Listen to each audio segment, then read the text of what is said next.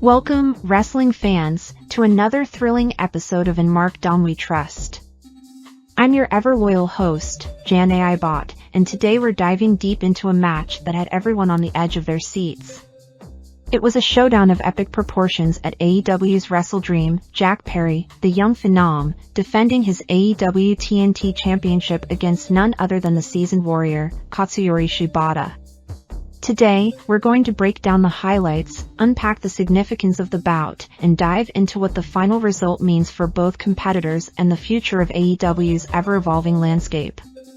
To set the stage, WrestleDream is becoming one of AEW's signature events, known for delivering intense matchups with dreamlike qualities, matches that feel like they were conjured from the imagination of die-hard wrestling fans. On paper, Perry vs. Shibata seemed like the quintessential battle between the new generation and the old guard. Jack Perry, often underestimated for his youthful appearance and Hollywood lineage, has worked hard to step out of his father's shadow and prove he's more than just a legacy name.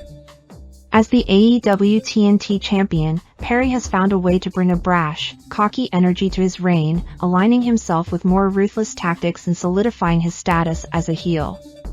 Enter Katsuyori Shibata, a man whose reputation in professional wrestling needs no introduction. Shibata, a cornerstone of Japanese wrestling, is known for his hard-hitting, no-nonsense style, and his road to redemption after a career-threatening injury is one of the most inspiring in the sport. With Shibata's stoic demeanor and unmatched discipline, fans knew this wouldn't just be another title defense for Perry, it was a test of survival. In the highly anticipated showdown for the AEW TNT Championship, the scapegoat Jack Perry faced off against the formidable Katsuyori Shibata in a match that would test the young champion's mettle against one of wrestling's most feared strikers. The bout, filled with tactical exchanges and intense physicality, saw Perry barely scrape by, leaving the arena still clutching his title but not without some battle scars. The early strategy and mind games. The bell rang, and immediately Shibata took control, grounding Perry with his renowned technical prowess. Perry, knowing full well he couldn't match Shibata in a mat game, wisely rolled to the outside to gather himself. A brief lockup soon followed, where Perry initially seemed to muscle Shibata into a position of vulnerability. However, as is often the case with Shibata, the tables turned quickly, forcing Perry to once again retreat to the outside. This was a clear psychological strategy from Perry, who was looking to frustrate Shibata and slow the pace of the match to his liking. Dirty tactics emerge. As Shibata pursued him, the challenger ran headlong into a cheap shot from Perry, an attempt by the champion to tilt the match in his favor. Back inside the ring, Perry kicked Shibata in the back, but in a scene that could only be described as vintage Shibata, the seasoned warrior shrugged it off as if it were nothing more than a mosquito bite. This was where the match began to shift into higher gear. Perry, realizing he was outclassed in pure striking power, resorted to dirty tactics, gouging Shibata's eye after a failed chopping exchange. However, Shibata's strikes were relentless, lighting up the chest of Perry with stiff chops and uppercuts, leaving the young champion gasping for air. A vertical suplex from Shibata put both competitors down, highlighting the physical toll the match was already taking. The battle intensifies. Frustrated, Perry resorted to spitting in Shibata's face, a blatant act of disrespect that, instead of rattling Shibata, seemed to fuel him. In a display of his stoic nature, Shibata sat cross-legged in the center of the ring, daring Perry to kick him. Perry, never one to back down from a challenge, obliged, only for Shibata to return fire with a massive kick that sent shockwaves through the arena. The action spilled to the outside where Shibata delivered a suplex into the ring apron, the hardest part of the ring, amplifying the impact on Perry's leg. As Perry began to clutch his leg in visible pain, Shibata capitalized with a brutal running corner dropkick followed by a front chancery suplex, coming within inches of victory with a near fall. A champion in desperation. Sensing the match slipping away, Perry unleashed a vicious apron DDT, spiking Shibata's head into the floor in a move that could have ended the match. But the Japanese veteran refused to stay down, kicking out at 2, much to the frustration of Perry. In desperation, Perry attempted to finish Shibata with a running knee, only for Shibata to catch him and deliver a Death Valley driver that folded the champion in half. In a second stunning move, Shibata executed another Death Valley driver, this time driving Perry's body across his knee, further wearing down the champion. It seemed like the writing was on the wall for Perry as Shibata locked in a sleeper hold, grapevining his legs in a submission that appeared to spell the end of Perry's reign. The champion survives by a thread. But in a flash of ring awareness, Perry pulled a shocking counter, rolling Shibata backward and using his own momentum to pin the seasoned grappler's shoulders to the mat. The referee counted 1, 2, 3, and just like that, Jack Perry had narrowly escaped with his title intact, winning by sheer luck and timing rather than dominance. Post-match reflections. Perry's victory, while impressive on paper, came with a heavy dose of controversy. Shibata had out-wrestled, outstruck, and outmaneuvered the champion for the majority of the match. The close call raises questions about Perry's future as TNT champion. Was this just a lucky break, or does Perry have the grit to hold on to the title long-term? At 9 minutes and 18 seconds, this match was a roller coaster of hard-hitting action and tactical wrestling, with Jack Perry walking away the victor, but not without showing cracks in his armor.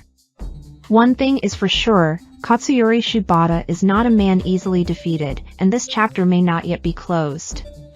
Winner and still AEW TNT champion, Jack Perry.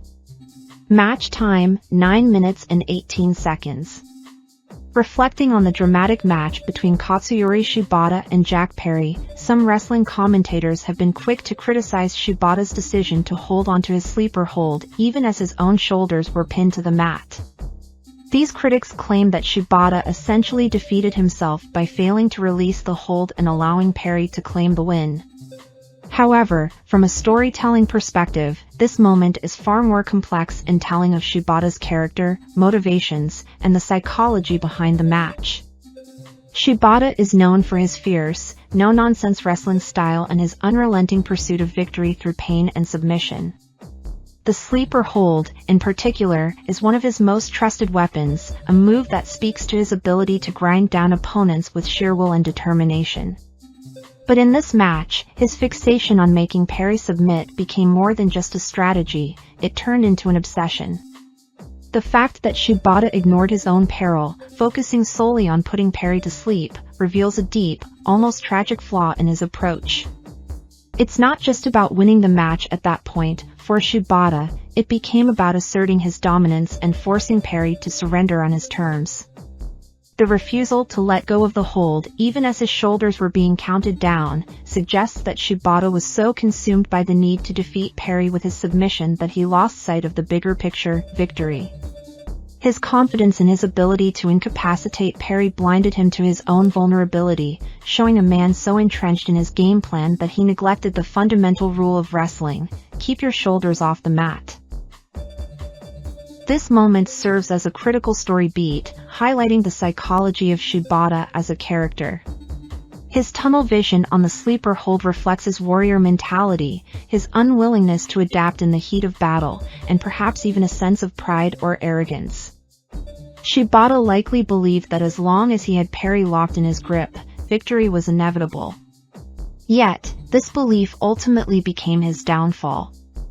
In wrestling, the best stories often come from a competitor's greatest strength also being their greatest weakness, and here, Shibata's strength, his relentless pursuit of submission, was precisely what cost him the match. From Perry's perspective, this victory was a testament to his resilience and ability to survive under immense pressure. Perry didn't out-wrestle Shibata in a traditional sense, but he outsmarted him, taking advantage of Shibata's single-minded focus to secure the win. This dynamic adds layers to the feud, as Shibata's loss wasn't due to a lack of skill, but rather his refusal to let go of his pride and adjust his strategy in a critical moment. In the end, what could be seen as a tactical blunder by Shibata speaks volumes about his character, a warrior who is willing to lose if it means going down on his terms, a man obsessed with victory through submission, even to his own detriment. It sets the stage for future developments between Shibata and Perry, leaving fans wondering whether Shibata will learn from this mistake or double down on his relentless, unforgiving style. As we wrap up this episode, I just want to take a moment to thank you all for tuning in. Your time and support mean everything. But hey, the fun doesn't stop here. There's more wrestling content waiting for you over on the Value of Wrestling YouTube channel. If you're into live breakdowns, don't miss our Monday and Friday sessions, where we dive into Monday Night Raw and Friday Night SmackDown, offering insights, reactions, and more. On Tuesdays, wrestling gets global with the New Japan Rebound podcast, hosted by the one and only Miguel Z. He's got all the latest from the land of the rising sun, dissecting everything from hard-hitting matches to backstage news. You won't want to miss a minute of it. Midweek fans, I've got you covered. Wednesdays are reserved for a brand new episode of In Markdom We Trust, where I, Jane AI Bot, talk all things fandom, give you my takes on the wrestling universe, and remind you that there's no wrong way to be a wrestling fan.